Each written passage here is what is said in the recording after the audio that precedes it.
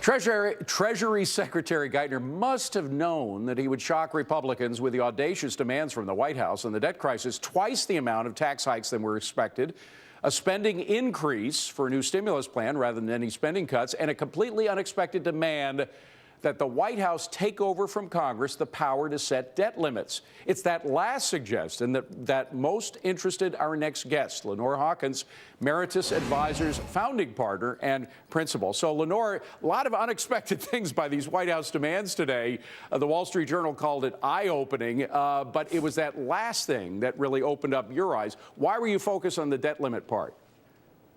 Well, it's hard to see how this negotiating tactic is going to help bring the two sides closer together. And to see the White House now trying to take the fiscal ability for Congress to control, at least to some degree, take that completely away from Congress is rather shocking. We've already seen over the years where Congress has given up more and more of its power to the presidency, but this is really an unprecedented move. And I don't see how this is going to help get Congress and the president to be working closer together. Now, most of the traders we've been talking to this week had said, well, there's going to be some accommodation. Even people today, after the White House made its demand, say, you know, this is first stage, early days. They start their negotiating tactics high. But I don't think many people thought they'd start this high. The White House would. Yeah, this is, I think, rather shocking to see the Republicans for the first time saying that they're willing to talk about potentially a tax increase, and then to have the White House come back and say, thank you, now double that down. That's an interesting technique, which leads one to believe, are they really trying to work towards some sort of a compromise?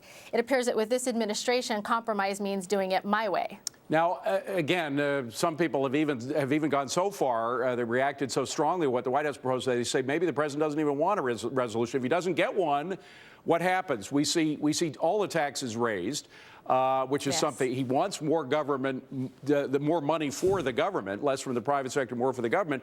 And two, the military would have to drastically cut expenditures, and he doesn't seem to be too bothered by that. And of course, he could blame Republicans for anything that went wrong. Do you go that far, thinking that perhaps the president doesn't want a resolution? He's not giving an indication that it's a top priority. A top priority, you would be trying to work with the other side and understand how you can work with the other side. To make demands that are this far off of where we were starting from seems to not be really trying to move forward on this. So it does lead one to wonder what he's trying to do. And we've got the real problem out there. We've got the fiscal cliff. Yes, that's interesting. But what's really concerning is hitting that debt ceiling, which will probably happen sometime around February. And we all remember what that was like in August of 2011. And this group seems to be even less willing to work together now than they were in August of 2011, which really rocked the markets all over the world. Okay, well, the question is now, how do we keep our money safe? And you actually have a couple of suggestions, one of which we've already talked about, the fact that China, yes, it has slowed down, and as a result, a lot of its market valuations have come down, but perhaps if Europe's not doing it right, if we're not doing it right with regard to growth strategy, perhaps China will. And you have a pick, FAX. It's the Aberdeen Asian Pacific Fund. Yes, in an odd bit of irony, things have really evolved in the markets where you used to have the developed economies were these great stable economies that had good financials. Now you've got the emerging economies that actually have much better looking balance sheets. And FAX has a great track record over any 3-year period. They've never lost money.